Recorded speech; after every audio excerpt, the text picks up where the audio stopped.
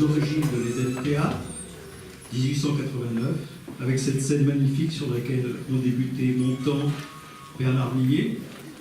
Aujourd'hui, ce n'est pas un débutant, mais c'est un ami qui nous rejoint et dont vous allez faire connaissance dans quelques secondes, juste après que j'ai remercié les initiateurs de cette soirée, qui sont la métropole, Aix-Marseille, Provence, je crois, et avec son représentant local, qui est ici, Jean-Louis Tixier.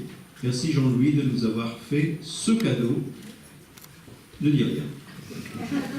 Parce que si je le laisse parler, voilà.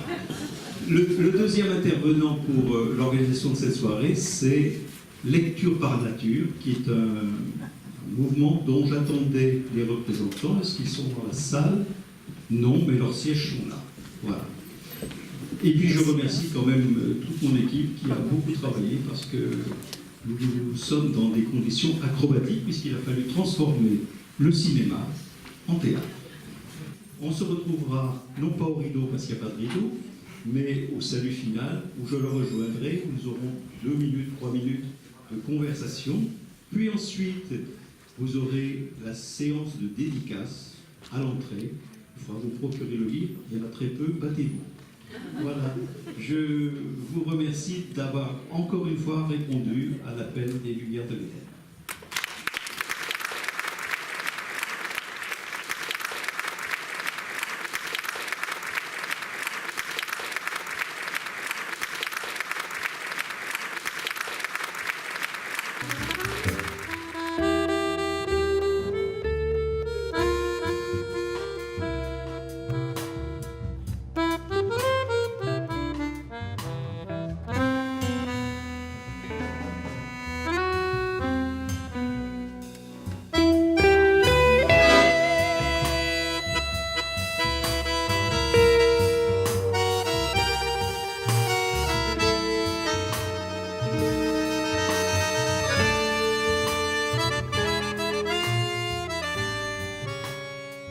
Ainsi que, confondu par Dieu avec Modiano, j'entrerai au paradis. Ainsi soit-il.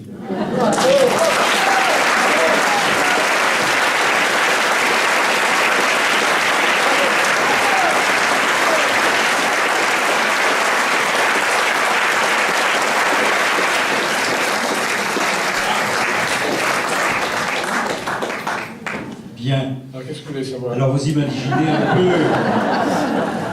la difficulté qui est la mienne de trouver des mots. Pendant toute la séance, j'ai choisi les mots d'entrée. Je ne les ai pas trouvés, bien sûr. J'ai l'impression d'être, vous savez, l'élève qui revient avec son bulletin trimestriel, un peu tremblant, et je ne vous parle pas de ma dernière dictée. Monsieur Pivot, nous sommes vraiment très très heureux de vous accueillir dans une salle que je sais Mythique. Vous avez croisé dans un autre état. Oui, oui, enfin non, j'ai pas pu rentrer. Donc c'était en travaux. C'était il y a 5 On ans. n'entre pas, oui. Nous, on est très fiers. Alors, on ne reçoit pas le prix Goncourt, on reçoit le président du prix Goncourt. Oui, mais je préférerais recevoir le prix Goncourt plutôt qu'être président du prix Goncourt. Et comme je l'expliquais tout à l'heure, ça rapporte bien beaucoup plus. Hein. Ah, c'est vrai, c'est vrai. Oui, mais alors on change de voiture, on change de femme. de Oui, voiture. j'ai trouvé le souci.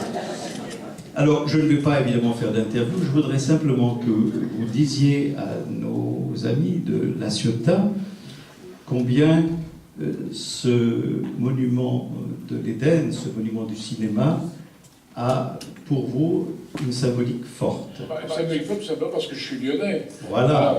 Je suis lyonnais, alors donc évidemment, les Frères Lumière, l'Institut Lumière à Lyon, donc là c'est au fond l'Institut Lumière à Lyon et puis le plus vieux cinéma du monde, ça va ensemble, quoi. C'est les Lumières. Figurez-vous que j'ai failli appeler l'émission qui a suivi Apostrophe, qui s'appelait Bruit de Culture, je vais l'appeler Lumière. Et puis je ne pouvais pas parce que ça avait été déposé par quelqu'un, et donc je ne pouvais pas le prendre. Mais autrement, j'aurais appelé Lumière. C'était pas mal. Hein. C'était très bien, c'était une bonne idée. Et Et sinon, j'aurais dit, j'appelle Lumière parce que je suis né à Lyon, qu'il y a les frères Lumière, parce que la culture, c'est quand même de la lumière. On apporte sur les choses, sur les êtres, sur l'invisible et l'invisible. Et puis la lumière, parce que la lumière du cinéma, la lumière du théâtre, la lumière des romans, la lumière de la littérature. Voilà. Donc il y avait plein de mots. Mais malheureusement, j'ai un peu bouillon de culture. Voilà. Alors, je vais vous apprendre quelque chose. Vous êtes administrateur de la Fondation du Pays agricole et du Pays de France. Oui, c'est ça, oui. Oui. Et savez-vous que l'Éden a été partiellement financé par la Fondation? Oui, il y a donc à l'entrée de l'Éden un petit mot qui vous appartient. Oui, alors je fais partie de cette fondation parce que c'est le Crédit Agricole qui avait financé les 20 ans de mes dictées. Les dictées comme autre monument. Ah ben oui, autre monument, mais enfin périssable. Hein.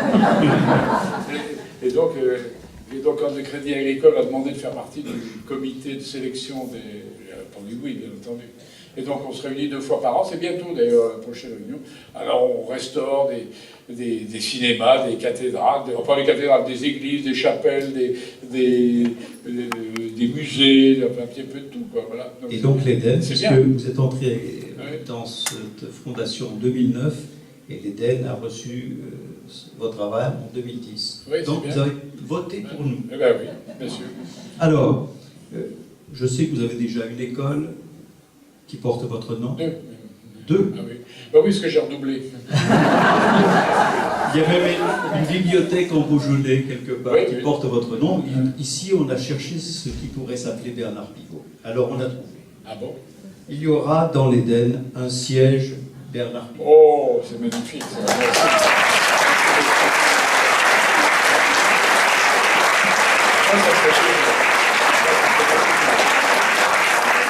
D'abord, il n'y a pas de faute. Déjà. Absolument. J'ai fait relire. Hein. Et ça fait plaisir. Non, c'est un grand honneur pour moi. Je vous remercie beaucoup. Dans le cinéma des Frères Lumière. Oui, très bien. Voilà. J'ai l'impression d'avoir une parenté maintenant avec les Frères Lumière. Voilà. Ici, nous avons l'arrière-petit-fils de Louis Lumière. Ah, Gilles. Qui est le président de l'association qui gère l'Éden. Vous habitez à Ciotat? Oui. Ah oui.